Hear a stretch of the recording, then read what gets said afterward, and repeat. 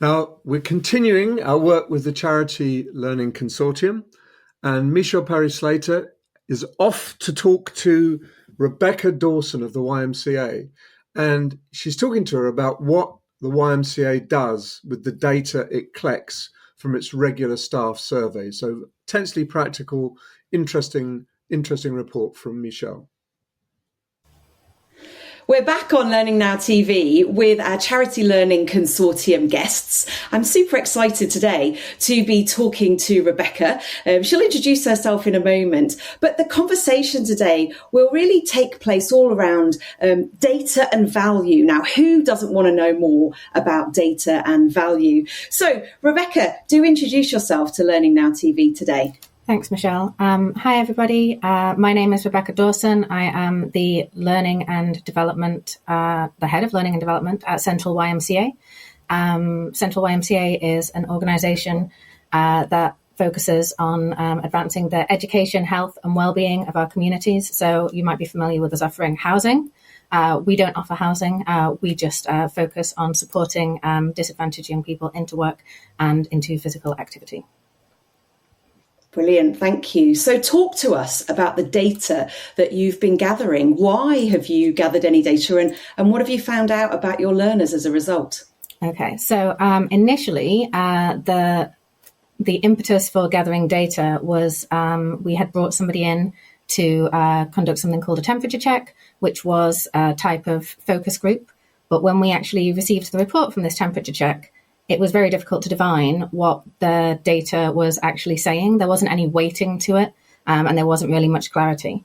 So the initial vision for the employee voice survey, the first one, was trying to clarify and weight the data in the temperature check. So I went over the report with a fine-tooth comb and pulled out what I thought were the 5 key areas, which were mental health and well-being, engagement and connection, recognition, culture and values, and change. And then I asked in the survey everyone to weight each of those values, each of those key areas in accordance with how much they felt it was going to impact their experience at Central YMCA and how important it was to them individually. And then we aggregated all of that data and came up with a priority list. We also gave people the opportunity to confirm that they were happy that they were the right areas and to suggest any other priority areas not covered by the list. But so what we learned from that. So this was all data you were gathering from your employees about, their life at YMCA. What did you find out from that? Okay, so what we learned from this was that the most important thing to our people was the mental health and well-being.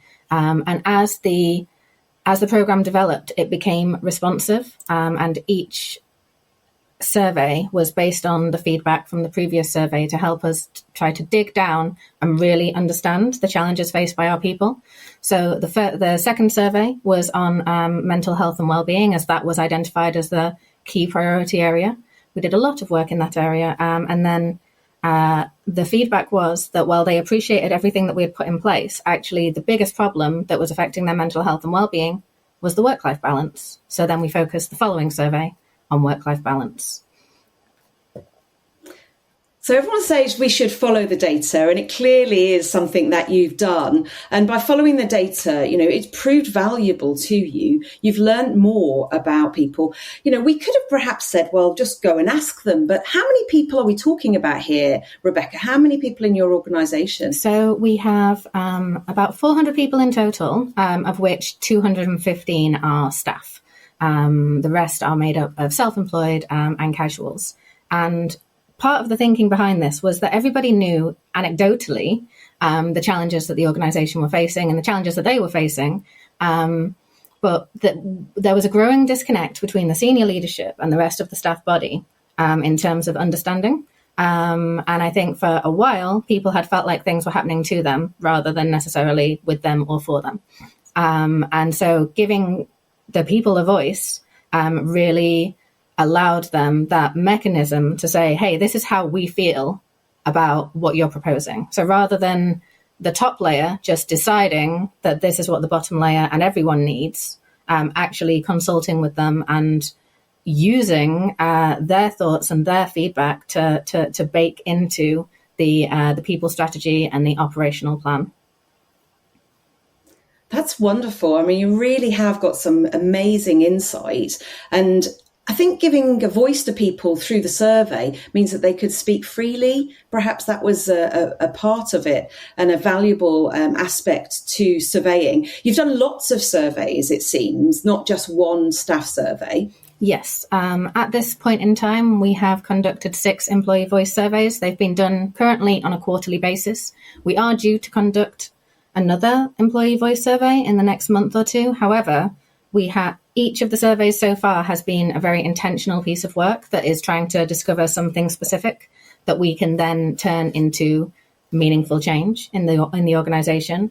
And at this point, we need to use everything that we've already learned to plan for our upcoming financial year, which begins on August the 1st. So we've made the intentional decision to not just conduct the survey for the sake of it, but to use that time to review the program, examine where it's working, examine maybe any areas in which it's not currently working for people, and also build in the feedback to the strategy and operational plan for the coming financial year to make sure that we're not just collecting the data, but we are transferring that data into tangible action, which is the key part to build trust within people and make them feel like it's not just a tick box exercise.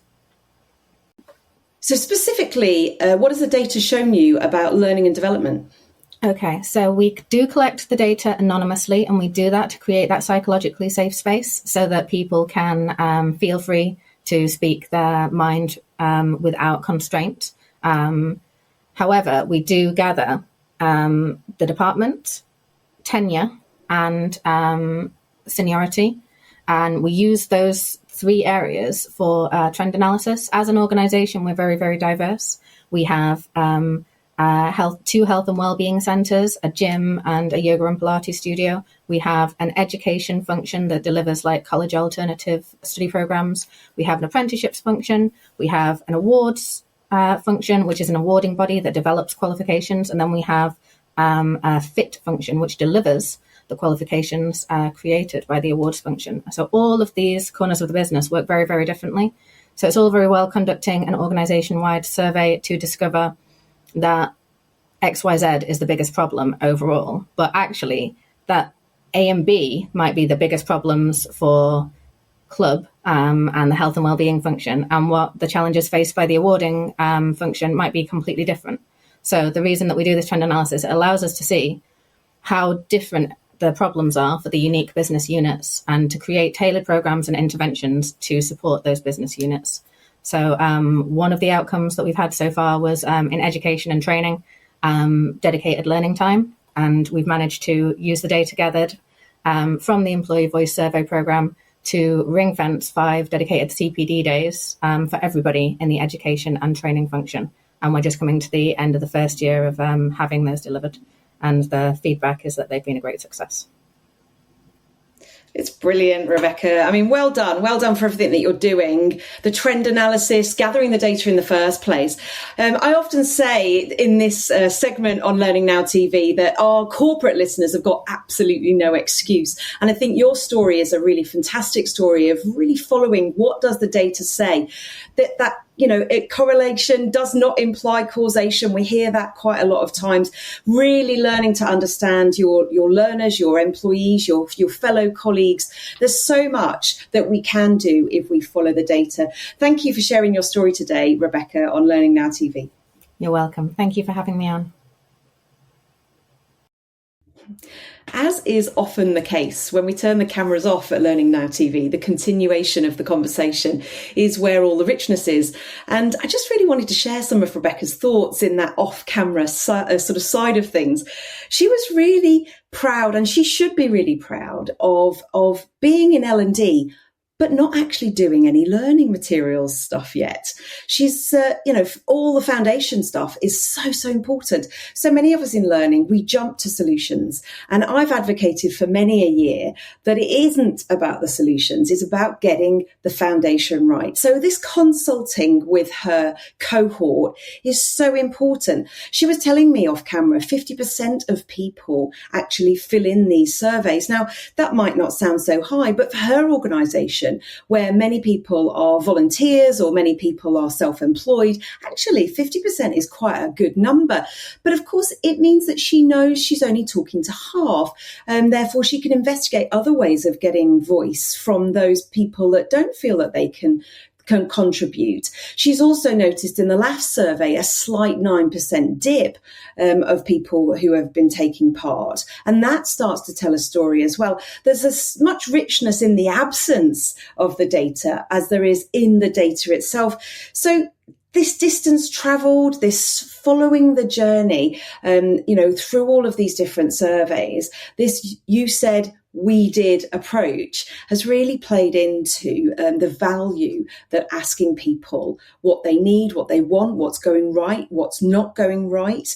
This diagnostic piece is so important in our work in learning and development.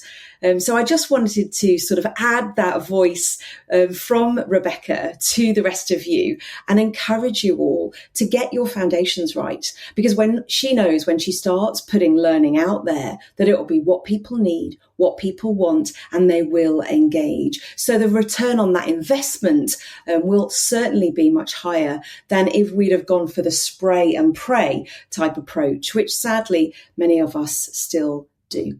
Until next time on Learning Now TV, from the CLC piece, I'm Michelle Perry-Slater.